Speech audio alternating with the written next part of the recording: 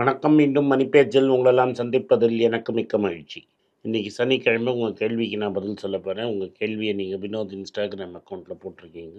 அதுக்கு நான் பதில் சொல்றேன். இண்டஸ்இண்ட் பேங்க் ப்ரமோட்டர்ஸ் வந்து 45% ஷேர் வந்து அவங்க ப்ளெட்ஜ் பண்ணிட்டாங்க. அதை பற்றி ஏதாவது இஷ்யூ இருக்கா? என்னை பொறுத்த வரைக்கும் இஷ்யூ கிடையாது. இண்டஸ்இண்ட் பேங்க்கோட ப்ரமோட்டர்ஸ் வந்து ஹிந்துஜாஸ் அண்ட் அவங்களால 26%க்கு மேலே ஈக்விட்டி வச்சுக்கவும் முடியாது. ஸோ எனி ஈக்விட்டி இன்ஃப்யூஷன் அவங்க ஒரு 3000 கோடி போடணுன்னா 300 கோடி போடணும். For a group like Hinduja 300-400 கோடிலாம் வந்து ஒரு பெரிய மேட்டரே கிடையாது. சம் ஃபைனான்சிங் அரேஞ்ச்மெண்ட்டுக்காக பண்ணியிருப்பாங்க. So I am not really worried about it. Hindujas வந்துட்டு அவங்க ரெப்புடேஷனை அவங்க பயங்கரமாக கார்ட் பண்ணுவாங்க. ஸோ கம்பெனியை சிங்க் பண்ண விட மாட்டாங்க வரைக்கும் தான் நம்மளுக்கு தெரியும். ஃபஸ்ட்டு வந்த பேங்க்கில் இது பேங்க்கு பல டர்புலன்ஸில் மேலே ஏறி இறங்கி வந்த பேங்க்கு. பேங்க்கோட லிக்விடிட்டி பொசிஷனுக்கு ஒரு ப்ராப்ளமும் கிடையாது. அண்டு இது மாதிரி ஒரு பேங்க்கை எனி பிஇ ஃபண்டு வாங்கிறதுக்கோ ரெடியாக இருப்பாங்க. நெக்ஸ்ட் கேள்வி வந்து, இப்போ மணப்புரம் ஃபைனான்ஸ் வந்து நாங்கள் கன்சிடர் பண்ணலாமா? நானும் சொல்கிறேன்னே, குதிரை ஓடி போன அப்புறம் லாயத்தை மூடுற மாதிரி தான் இருக்குது. கன்சிடர் பண்ணுங்கிற போது எனக்கு தெரியாதுன்னு பல பேர் சொன்னீங்க. இன்றைக்கி அது எகிரி எங்கேயோ போன அப்புறம் திரும்பி கன்சிடர் பண்ணலாமான்னு கேட்குறீங்க. ஈவன் நோ அது வந்து வேல்யூ ரேஞ்சில் தான் இருக்குது. பட் ஆல்ரெடி ஒரு 50 ருபீஸுக்கு மேலே ஏறிடுச்சு. உங்களால் வாங்கினா திரும்பி அதே பவுன்ஸு கிடைக்காது. Tata Motors, doctor Reddy, Natco, IDFC, south Indian bank, ITC ரெகுலராக வாங்கிட்டு இருக்கேன். அதேமாரி லாங் டேர்ம் கன்சிடர் பண்ணலாமா? எஸ். வைர ஊசியானா? வைர ஊசியானா இங்கே அலற போகிறோம். ஸோ அது ஞாபகம் வச்சுங்க. வைர ஊசி ஆகிடுச்சுன்னா நாங்கள் இங்கே அலருவோம். அப்போ வேறு ஏதாவது பாருன்னு சொல்லுவோம். அப்போ நீங்கள் கன்சிடர் பண்ணுங்கள். இல்லாட்டா இதோட பெட்டர் ஆப்ஷன் நீங்கள் கிடைக்குதுன்னு சொல்ல ஆரம்பிச்சோன்னா அப்போ நீங்கள் மனசை மாற்றிங்க. சேனல் அப்படியே மறந்துட்டு வேறு எங்கேயாவது பார்த்துட்டு திடீர்னு வந்துட்டு ஐயோ நீங்கள் சொல்லவே இல்லையே சொல்லாதீங்க. அதனால் அடிக்கடி வீடியோவும் பார்த்துட்டுருங்க. சரிங்களா? ஒரு ஸ்டாக்கை ஃபண்டமெண்டல் அனாலிசிஸ் பண்ணுறதுக்கு என்ன பார்ப்பீங்க? ஃபஸ்ட்டு கடன் இருக்கான்னு பார்ப்போம். கடன் ரொம்ப இருந்தாலே கேன்சல். ரெண்டாவது B2Cயா B2Bயான்னு பார்ப்போம். நார்மலி B2B தொட மாட்டோம், B2C தான் பார்ப்போம். மூணாவது வந்து ஃபைனான்ஸ் கம்பெனியா இல்லை பேங்க்கான்னு பார்த்தா புக் வேல்யூ செக் பண்ணணும். நாலாவது ஃபாரின் கம்பெனிக்கு எதாவது ராயல்ட்டி கொடுத்துன்னு இருக்கானான்னு பார்க்கணும். அஞ்சாவது ப்ரமோட்டர் எப்படி இன்டெகிரிட்டியாக இருக்கானான்னு பார்க்கணும். எவ்வளோ பர்சன்டேஜ் இருக்குன்னு பார்க்கணும். காம்படிஷனை பார்க்கணும். கஸ்டமர் அந்த கம்பெனியை பற்றி என்ன சொல்கிறான்னு பார்க்கணும். இதான் மெயின் திங்ஸ். இப்போ ஐடிசி இந்த ப்ரைஸ் ரேஞ்சில் கன்சிடர் பண்ணலாமா? நேற்று வந்து வெரி ஸ்ட்ரேஞ்சு. மார்க்கெட் 300 பாயிண்ட் விழுந்தது. நான் திரும்பி சொல்லிட்டு இருக்கிற மாதிரி எஃப்ஐஐ வந்து வெரி இன்ஆக்டிவ். அப்புறம் டிஐ வந்து ஏற்றி ஆப்போசிட் சைடில் பயங்கரமாக ஏற்றிட்டாங்க. கார்த்தால நீங்கள் டெஃபினட்டாக ஐடிசியை கன்சிடர் பண்ணியிருக்கலாம் நேற்று. ஹோண்டா ஷேர் வந்து யூஎஸில் சீப்பாக இருக்குது டாடா மோட்டர்ஸோட கம்பேர் பண்ணால். இப்போ டாடா மோட்டர்ஸ் இந்தியாவில் பார்க்கட்டா ரெண்டுமே ஈக்குவல் வேல்யூ, ரெண்டுமே குளோபல் கம்பெனி. ஸோ ஒரு நாளைக்கு ஹோண்டா கன்சிடர் பண்ணுங்க, ஒரு நாளைக்கு டாடா மோட்டர்ஸை கன்சிடர் பண்ணுங்க. ஏன் நீங்கள் ரயில்வே ஸ்டாக்ஸ் பற்றி பேசாமல் இருக்கீங்க? கவர்மெண்ட் ஸ்டாக்ஸ் என் கட்சியே ஆட்சியில் இருந்தாலும் நான் கவர்மெண்ட் ஸ்டாக்ஸை கன்சிடர் பண்ணுறதில்ல. Railways completely depend on government financing. Government பைசா கிடையாது, கடன் வாங்கி தான் கொடுக்கும். அதனால கவர்மெண்ட் ஸ்டாக்ஸை கன்சிடர் பண்ணுறதில்ல. டாடா கெமிக்கல்ஸ் கன்சிடர் பண்ணலாமா? டாடா கெமிக்கல்ஸில் ப்ராப்ளம் வந்து கமாடிட்டி ப்ளே ஆகிடுச்சு. இப்போது soda ash and sodium bicarbonate பண்ண போகிறாங்க. உப்பு பண்ணி தேல் supply to only Tata consumer. ஒரு காலத்தில் இவங்கள்ட்ட டாடா சால்ட்டும் மற்ற டால் அது மாதிரி பிராண்டாக இருந்தது.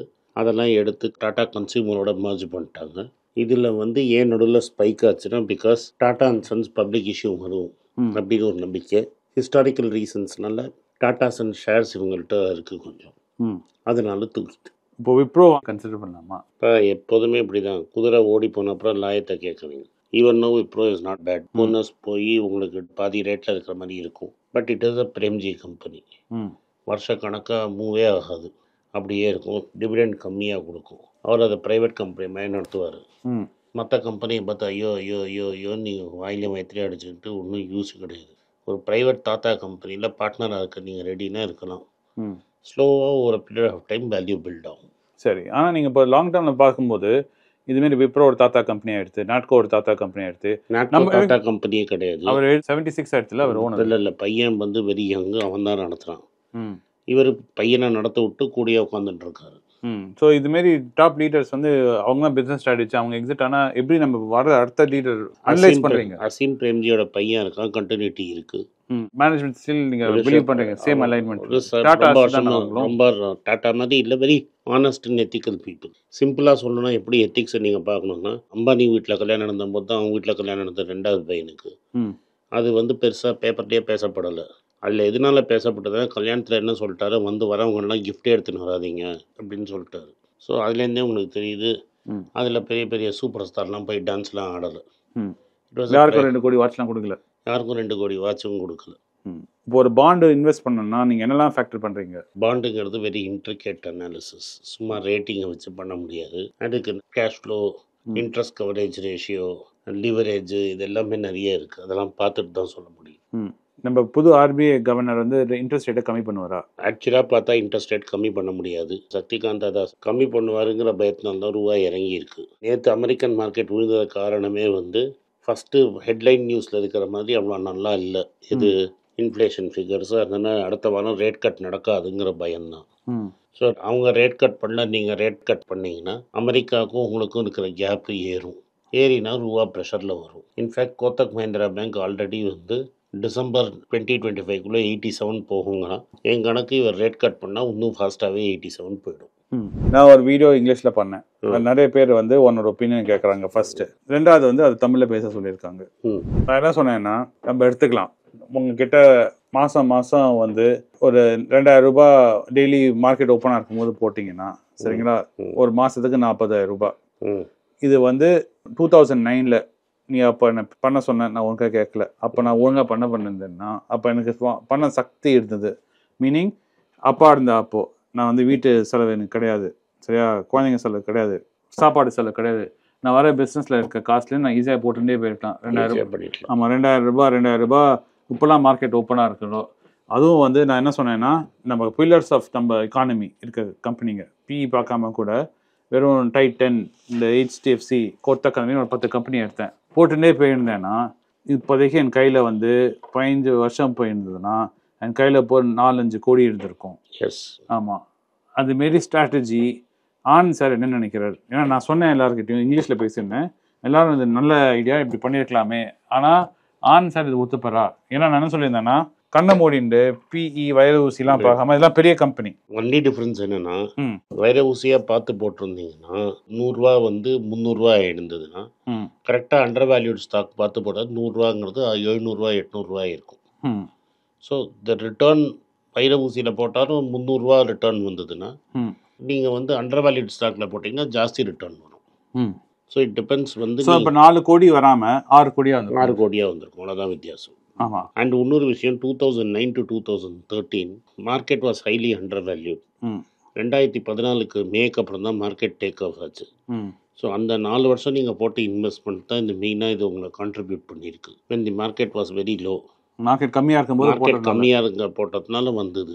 ஸோ இப்போ உங்களுக்கு what will happen is you will still make market returns, but you may not make the same kind of returns. அதாவது அப்படின்னா என்னென்னா, 1 கோடி 4 கோடி ஆகாது, இல்லை 1 கோடி 6 கோடி ஆகாதான் இருக்கும். பட் 1 கோடி 2.5 கோடி ஆகிறதுக்கு வாய்ப்பு இருக்குது.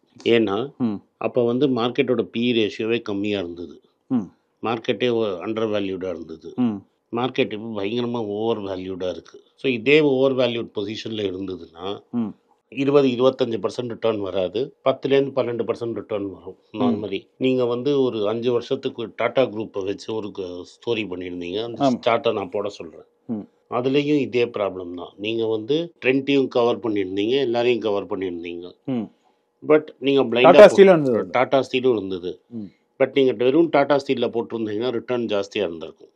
ட்ரெண்ட் வந்து ரிட்டர்னை புல் டவுன் பண்ணியிருக்கும், டைட்டன் ரிட்டர்னை புல் டவுன் பண்ணியிருக்கும். Still gave returns. I am not saying 180ங்கிறது 180லேயே தான் இருந்திருக்கும்.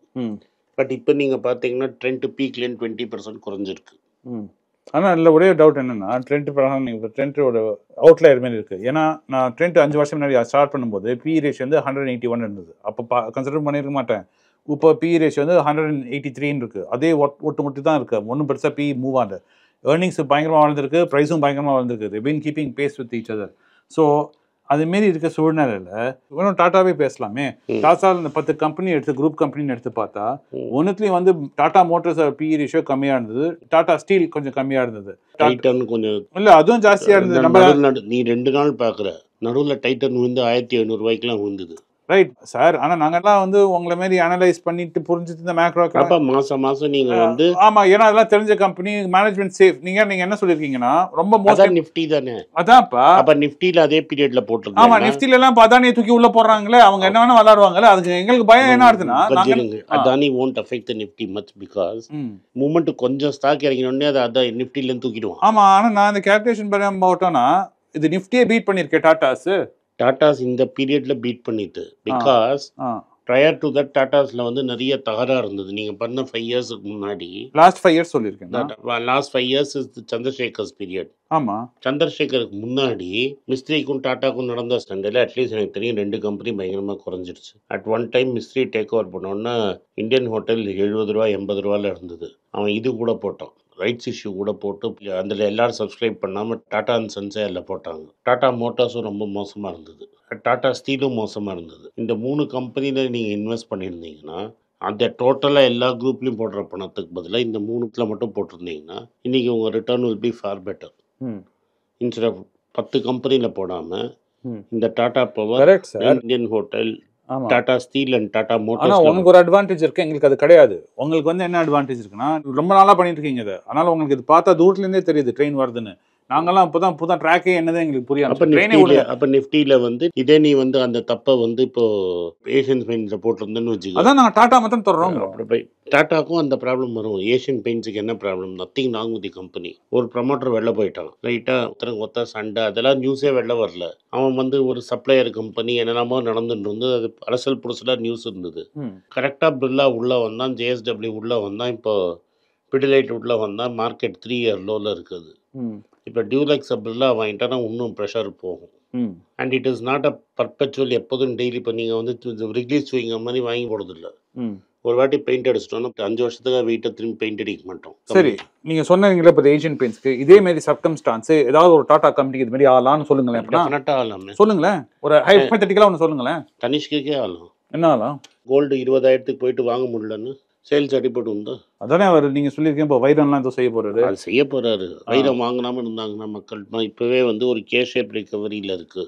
பணக்காரனா எனக்குதான் ஏழை. இப்போ வந்து ப்ராஃபிட்ஸ் வந்து 15 இயர் ஹையில் இருக்குது as a percentage of GDP. ஏன்னா நீங்கள் டேக்ஸை குறைச்சிருக்கீங்க. வேற சம்பளம் வந்து லாஸ்ட் 5 இயர்ஸில் 0.5% கூட க்ரோ ஆகல. ஸோ சம்பளம் ஏறவே இல்லை, விலைவாசி ஏறி இருக்கு, கார்பரேட் ப்ராஃபிட் ஏறி இருக்குன்னா என்ன அர்த்தம்னா இவன் கன்சியூமே பண்ண மாட்டான். கன்சியூம் பண்ணா தானே நீ தரிசுக்கு போய் உன்ட்ட காசு இருந்தா தானே வாங்க. சார் இது மாதிரி தான் டைட்டன் ஃபர்ஸ்ட் வாட்சஸ் வச்சிருந்தாங்க. அவங்க வாட்ச் எடுத்து வெளியூர்ல எடுத்துன்னு போய் நம்ம எக்ஸ்போர்ட் பண்ணதுக்கு ஜுவல்லரி பண்ணா நல்லா பாகும் சொல்லிட்டு ட்ரை பண்ணாங்க. அப்போ யூரோப்ல கொலாப்ஸ் ஆயிடுச்சு. சரி இந்தியாவுக்கு கொண்டு வரலாம்னு இந்தியா கொண்டு வந்து பார்த்துட்டு அவங்க என்ன பண்றாங்கன்னா இது மாதிரி சூழ்நிலை வரும்போது அவங்க பிவட் பண்ணி அதெல்லாமும் செய்யறாங்க. ஏஷியன் பெயிண்ட்ஸ்ல அது கிடையாது. இந்த பிவட் பண்றதுக்கு உனக்கு 5 வருஷம் ஆகும். அந்த 5 வருஷம் உனக்கு மார்க்கெட்ல ஏறவே ஏறாது. நாங்க பொறுமையா இருக்கோம். அது இருக்க மாட்டோம். நம்ம it is not human nature. என்கிட்டயே ஒரு ஆடிட்டர் சொன்னா அந்த கம்பெனி பொண்டியாகி மூடிடுவாங்க. ஸோ நீ நினைக்கிற மாதிரிலாம் பொறுமை எல்லாம் இருக்காது. சரி, இதுக்கு நான் இன்னொன்று கவுண்டர் வச்சிருக்கேனே. நீங்க இது சொல்ற மாதிரி தான் நான் அதனால ஒரு டாடா கம்பெனில போடாம டாடா குரூப்ல இருக்க ஒரு 10 பெரிய கம்பெனில போடுறேன். நீங்க வந்து நிஃப்டியில 7 கம்பெனி அது. So it's mimicking the Nifty. ஒரு மெட்டல் கம்பெனி வாங்குற, ஒரு ஆட்டோ கம்பெனி வாங்குற, ஒரு கன்சியூமர் பிராண்ட் வாங்குற, ட்ரெண்ட் அண்ட் தனிஷ்க்கு, பவர் கம்பெனி ஒன்று வாங்குற, கம்யூனிகேஷன் கம்பெனி ஒன்று வாங்குற, அப்ளையன்ஸ் கம்பெனி ஒன்று வாங்குற. So you are basically buying the index without finance companies. ஆமாம். ஸோ இது என்னது, பேங்கிங் நிஃப்டி இல்லாமல் கரெக்ட் நிஃப்டியை வாங்குற, அவ்வளோதான். ஆமாம், சேஃப் தானே. ஐடிசிக்கு பதிலாக டாடா கன்சியூமர். ஆமாம். ஸோ இன்ஸ்டெட் ஆஃப் பையிங் நிஃப்டியில் பேங்க்கை எடுத்துட்டேன்னு வையே, கரெக்ட், அதுதான் நீ வாங்குற. நீங்கள் என்ன புரிஞ்சுங்க, நீங்கள் டாட்டான்னு பதில் நீங்கள் என்ன பண்ணுறேன்னா நிஃப்டியில் இருக்கிற 2 இம்பார்ட்டன்ட் செக்மெண்ட்டை விட்டுட்ட. ஆமாம். ஒன்று பேங்க்கை விட்டுட்ட, ஆமாம், இன்னொன்று ஃபார்மா கம்பெனியை விட்ட. ஆமாம். பேங்கிங் அண்ட் ஃபார்மா இல்லாமல் மற்ற எல்லா செக்டரும் வாங்குறது டாடா குரூப் வாங்குற மாதிரி. கரெக்ட். இல்லை என்ன எங்களுக்கு அட்வான்டேஜ்னா இதுமாரி கூதல் ஆடுது. பேங்க்கில் கூதல் ஆச்சுன்னா அவன் தான் காசு கொடுக்க போகிறான், RBI. So you are leaving out bank, you are leaving out pharma company and buying the index. அதான் நீ சொல்றது. I'm trying to simplify it. ஆமா, கரெக்ட். நான் ஏன் இதுக்கு வரேன்னு சொல்றேன். ஏன்னா எங்க மாதிரி புது இன்வெஸ்டர்ஸ்க்கு டாடா குரூப்லாம் கொஞ்சம் சாலிடா இருக்கும். சரிங்களா? இது மாதிரி வாலட்டியா அவ்வளோ ஜாஸ்தி இருக்காது. டாடா குரூப்பே பயங்கரமா வாலட்டைல் ஆச்சுன்னா அப்புறம் இந்தியன் எக்கானமி பேண்டமிக் மாதிரி ஏதாவது ஒரு கரெக்ட். ஆனா அந்த பாக்கி கம்பெனில எல்லாம் இன்க்ளூடிங் நம்ம HDFC திடீர்னு ஒரு வாலட்டி வரலாம். எங்களுக்கு இன்னும் கொஞ்சம் இதுலயும் வாலட்டி வரும். ஆனா இதுல வாலட்டிலி என்னன்னா ஃபுல் மார்க்கெட்லயே ஸ்ப்ரெட் ஆகி வந்திருக்கு. அப்படிலாம் வராது. 2 கேஸ் இருந்தது. மார்க்கெட்டுக்கு ஒன்றும் ஆகல. டாடா ஸ்டீல் 2008 1000 ரூபா இருந்தது, 250 ரூபாய்க்கு இறங்கிட்டு. ரூ. 500 இருந்த டாடா மோட்டார்ஸு ரூ. 70 இறங்கிது. 2008 டிசிஎஸ் ரூ. 63 வந்தது. நான் வாங்கினேன். ரூ. 63 வந்தது. இந்தியன் ஹோட்டல் ரூ. 30 வந்தது. ஸோ அப்போல்லாம் வந்து இப்போ நீ இப்படி இருக்கிற மாதிரி டாட்டா நான் நிச்சயமாக வாங்குவேன் அப்படிலாம் சொல்ல மாட்டேன். நீ வாங்கவே இல்லை அதை அப்படி சொல்லுங்க. வாங்கினாதானே கஷ்டப்படும். ஸோ அதனால இது பேர்லாம் கான்சன்ட்ரேட்டட் பெட்டு. இப்போ என் கேஸில் என்னோட ஸ்டாக் போர்ட்ஃபோலியோ எனக்கு எங்கே இருக்குது எவ்வளோ இருக்குன்னு எக்ஸாக்ட் நம்பர்ஸ் தெரியாது. It doesn't matter. எனக்கு இன்றைக்கி பணம் தேவையில்லை. ரைட்டா? என்னோட டே டு டே லைஃபுக்கும் அடுத்த 5 வருஷத்துக்கு ஒழுங்குற பணம் அதர் ரெகுலர் இன்கம்லேன்னு எனக்கு வந்துட்டு இருக்கும். ஸோ எனக்கு இந்த போர்ட்ஃபோலியோவும் டிவிடெண்ட்டும் தேவையில்லை. நான் அந்த பண்ணலாம். பட் நீ கார்த்தால உட்காந்து ஸ்க்ரீனையே திறந்து பார்த்துன்னு இருக்கும்போது $220 இருந்த ஒரு ஃபைனான்ஸ் கம்பெனி, கோல்டு கம்பெனி $120 வாங்குன்னா அப்படியே போச்சு, எல்லாம் போச்சு. நான் $200 வாங்கினேன், நீ $30 வாங்கினேன், நான் $150 வாங்கினேன். நீ $120 வாங்கியிருந்தேன்னா ஆவரேஜ் காஸ்ட் ஒரு ஷேர் வச்சுக்கோ 180, 120, 150 ஆயிருக்கும். நீ 175, $25 ப்ளஸில் இருக்கும். அதே மாதிரி ஒரு பிஜி இன்விட்டு டெய்லி கேட்க வேண்டியது. ஸோ அந்த நர்வ்ஸ் ஆஃப் ஸ்டீல்லாம் வராது. அண்ட் யானைக்கும் அடிசருக்கும்பாங்க. ஸோ எவ்வளோ பெரிய டாடா கம்பெனியாக இருந்தாலும் அது யானைக்கு அடிசருக்கிற மாதிரி சறுக்கிட்டுனா ஒன்னால தாங்க முடியாது. அந்த மனுஷனால ஃப்ரெஞ்ச் ஃப்ரைஸ் சாப்பிட்டுக்கிட்டு காஃபி சாப்பிட்டு உட்காந்துட்டு இருப்பான் கொலாபால. நீ உட்காந்துட்டு இருப்பியா? முடியாது. ஐயோ ஐயோ ஐயோ ஐயோன்னு. இப்போ அமிதாப் பச்சன் அவருக்கு ட்ரிபியூட் சொல்லும்போது வீடியோ சொன்னார். அமிதாப் பச்சனும் இவரும் லண்டன் போகிறாங்க. ஃப்ளைட்டு ஹீத்ரோவில் லேட்டாக வருது. இவரை கூப்பிட்டு வரவங்கெல்லாம் போயிட்டாங்க.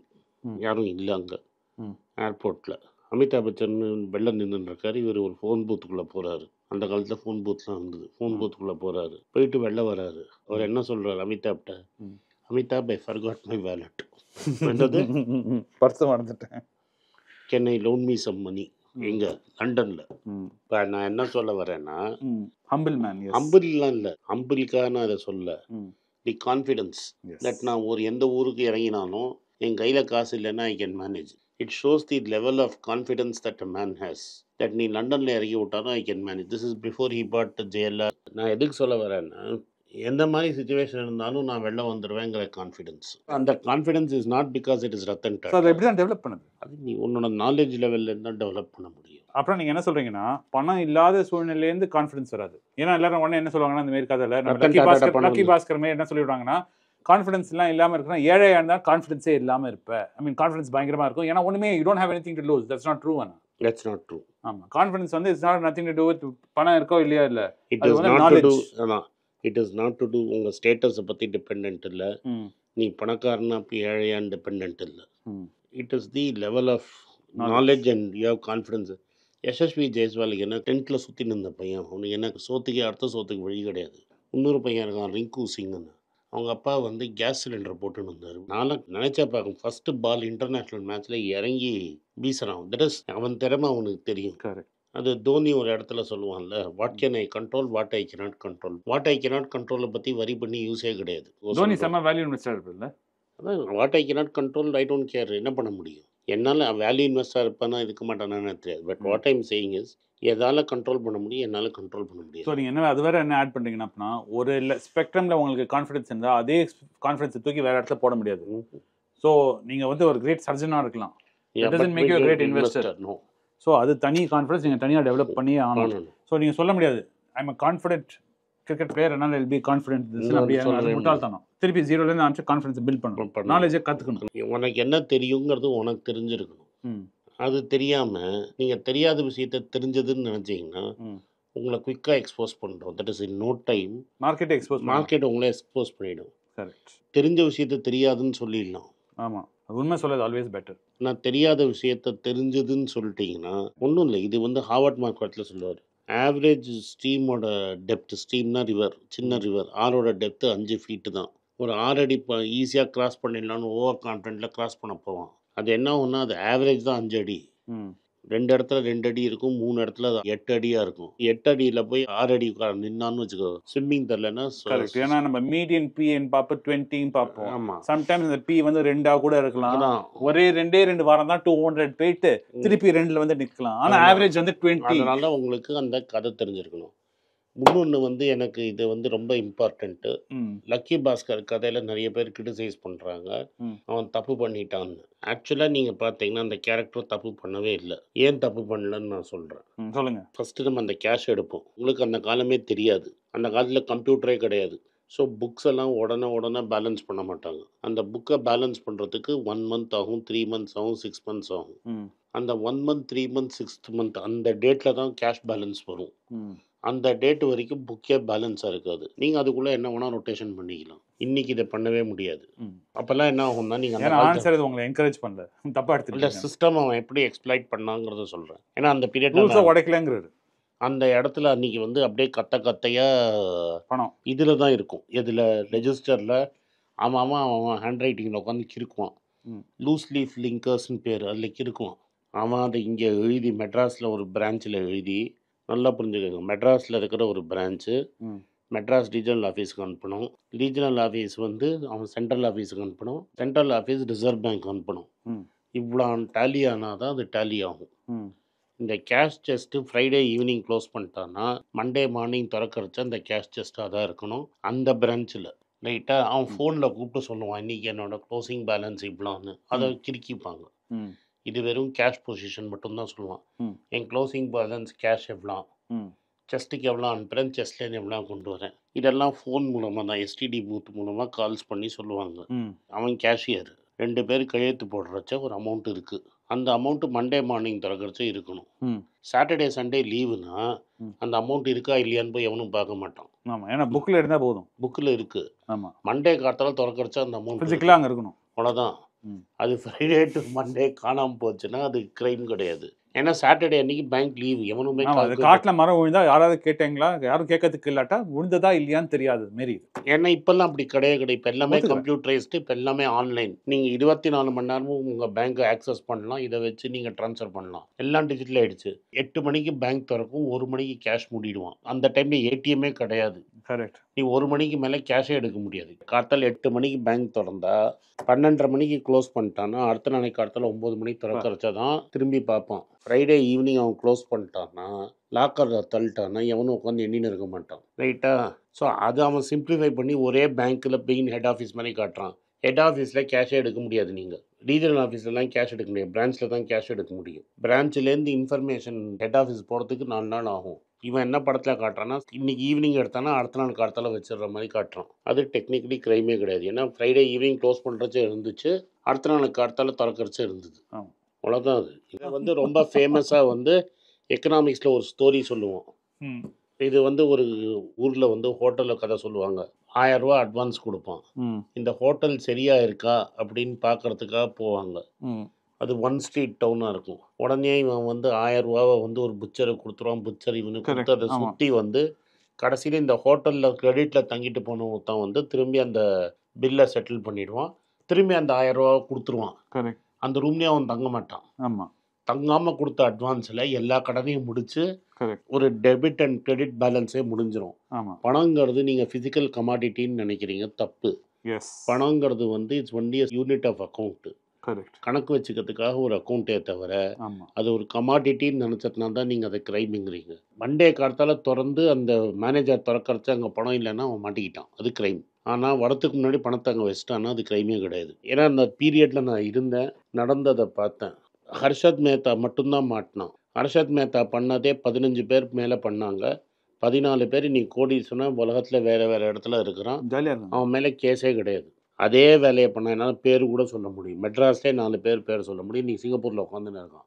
பேர்னி மேடோஸும் அதே கதை தான். அதில் பெர்னி மேடாஃப் வேறு. ம் பெர்னி மேடாஃப் என்னன்னா அவன் ஃபஸ்ட்டு வந்த பணத்தை செலவு பண்ணிட்டான், மீதி வந்த பணத்தை கொடுத்துன்னு இருந்தான். கிளாசிக்காக நிறைய பேருக்கு இந்த டிஃப்ரென்ஸ் புரிய மாட்டேது. ம் பெர்னி மேடாஃப் பண்ணது கிரைம். ஏன்னா இந்த பணத்தை யூஸ் பண்ணிட்டு திரும்பி வைக்கல, யூஸ் பண்ணிட்டு வைக்காம போயிட்டு. யூஸ் பண்ணதை எடுத்துன்ட்டு ஆ அடுத்தவன் கொடுத்த பணத்தை இவனுக்கு கொடுத்துன்னு இருந்தான். ஃபஸ்ட்டு பணத்தை எடுத்து இவன் பேக்கெட்டுக்குள்ளே போட்டுன்ட்டான். ம் நீங்கள் அந்த லக்கி பாஸ்கரில் பார்த்தீங்கன்னா அவன் பணத்தை பேக்கெட்லேயே போடல, அவன் ஆமாம், பணத்தை திரும்பி வச்சுருந்தே தான் இருந்தான். ஆமாம், வென் டு ஸ்டாப்னு தெரியணுங்கிற பாருங்க. அதே மாதிரி அந்த காலத்தில் இன்சைடர் ட்ரேடிங் ரூல்ஸே கிடையாது. ம் இப்போ தான் செபி, இப்போ தான் இன்சைடர் ட்ரேடிங் ரூல்ஸ். ஸோ அவன் என்ன பண்ணான், நீ என்ன வாங்குறன்னு எனக்கு முன்னாடியே சொல்லிட்டு இருந்தான். இங்கே போய் இவனோட சேர்ந்து போட்டால் பணம் மாட்டிடும்னு தெரிஞ்சு பிஸ்னஸே இல்லாதவன்கிட்ட கொண்டு போய் அந்த பணத்தை கொடுத்தான். கரெக்ட்.